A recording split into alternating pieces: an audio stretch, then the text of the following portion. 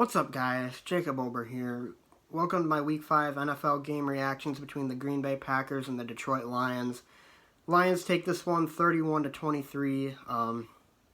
Not really much else I can say other than the fact that the Packers only have themselves to blame again in this one. I mean, this was a game that the Packers should have won, and they left a lot of points on the board, and they started the game absolutely horrendously. They dug themselves a hole that it was ultimately just too big for them to climb out of.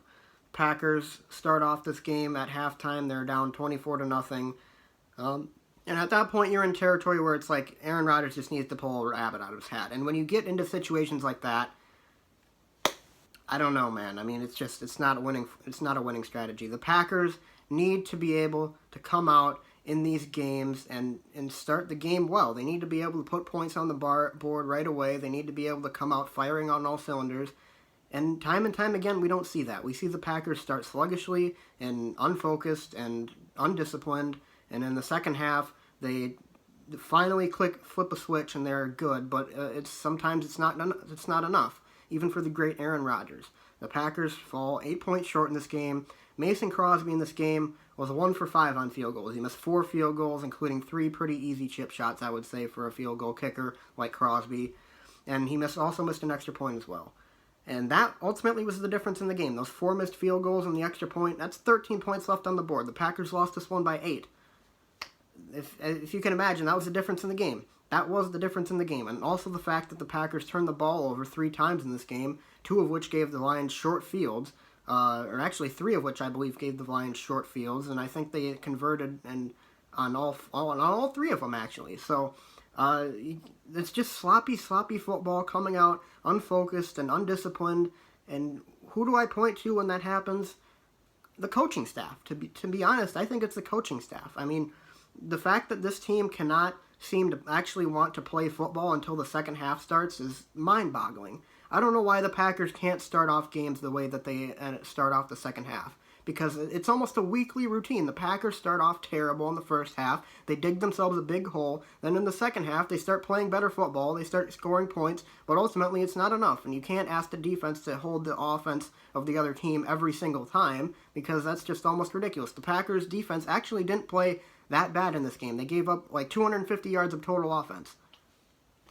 And they still lost. They still gave up 31 points because the Packers just keep giving them short fields. And it's just at a point where it's like you're just shooting yourself in your own foot.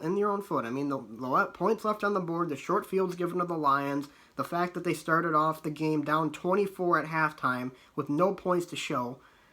You just got to be better than that. At the very least, you have to be able to score some points in the second half. This is the second time this season that we've been held scoreless in the first half. What are you doing? You got to be able to come out in the game the same way that they're coming out in the second half. And Mike McCarthy's got to realize that. Mike McCarthy needs to realize that whatever they're doing to start the second half, they have to do in the start of the first half. And to me, what they were doing was they were just kind of throwing the ball on every down. Now, I know that doesn't seem like a great game plan, but, I mean, Aaron Rodgers is one of the best of all time, and if that's what's working, then you have to go with it. I remember the 2014 season. I remember how that team started every game. They started off the game, Aaron Rodgers might throw 9 or 10 passes in a row.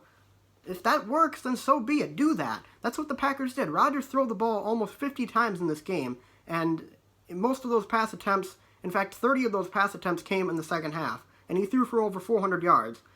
Just let him light it up in the first half. Just let him come out and whip it. I mean, he wasn't that great in the first half, I'll say that, but I mean, the game plan really wasn't that great either. I mean, they were continuously in third and long situations, and in situations where Rodgers had to sit back in the pocket and let receivers get open, who weren't getting open at times in the first half. I mean, I don't know how to explain that. I mean, there's a lot of inexperience without Cobb and Allison out there, but the fact of the matter is they have to be better. They just have to be better. And I know that's a simple explanation for that, something that is really obvious, but it's true. The Packers just have to play better football. And that's what it all comes down to. I mean, the turnovers, the points left off the board, the slow start. They got to fix those issues if they want to be a team that can actually compete this year and actually make the playoffs and maybe even make the Super Bowl. They've got to fix those issues, and at this point, there's no sense of urgency, and I don't really know if the Packers have it in the right mind to fix those issues, because we've seen it time and time again this season. What makes me think that everything's going to change next week, or the week after that, or the week after that? I don't know. Execute?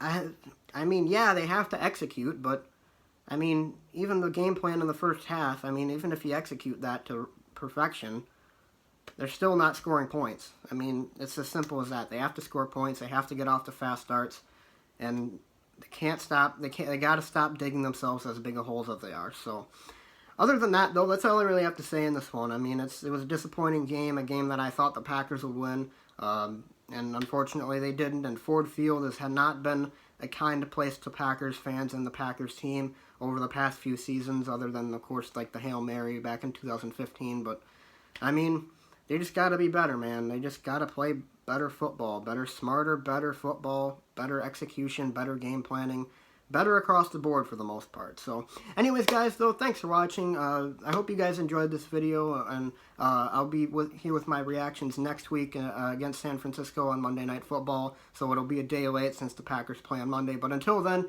thanks for watching, you guys. Be sure to leave a like and subscribe, and I'll see you guys next time, and go Pack Go.